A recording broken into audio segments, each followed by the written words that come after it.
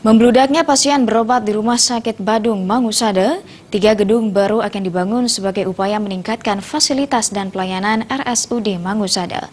Pembangunan yang bersifat multi-years ini direncanakan akan mulai beroperasi tahun 2020.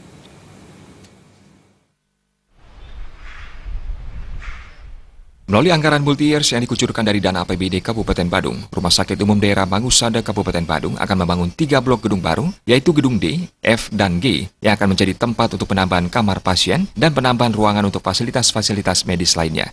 Ruangan-ruangan yang akan ditambah di ketiga gedung tersebut adalah penambahan berbagai ruang poliklinik, penambahan ruang-ruang intensif dan semi-intensif, basement bunker untuk radioterapi, pembuatan minimarket dan kafetaria, ruang kemoterapi, ruang perawatan anak, dan ruang-ruang medis lainnya. Saat ditemui, Dirut RSUD Mangusade Badung, Inyoman Gunarta menjelaskan, dengan pembangunan 3 gedung baru ini, jumlah kamar perawatan akan bertambah, yang semula 253 kamar akan menjadi 400 kamar. 60%-nya adalah kamar kelas 3.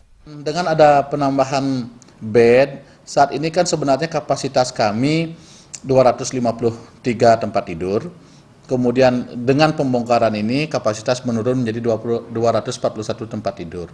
Kalau gedung blok DFG ini selesai, dari segi ketersediaan tempat tidur jauh akan menambah menjadi 400 tempat tidur. Yang terbanyak apa?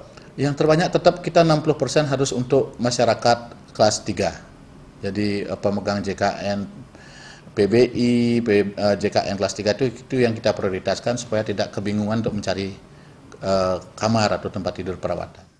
Nyoman Gunarta menambahkan setelah pembangunan ketiga gedung ini selesai, rencana berikutnya adalah membangun gedung pemulasaran jenazah yang akan dikembangkan ke sisi timur rumah sakit yang tahun ini sudah memasuki tahap perencanaan. Pembangunan ketiga gedung baru ini direncanakan akan sudah mulai beroperasi pada tahun 2020. Triguna dan Indrawan, Bali TV.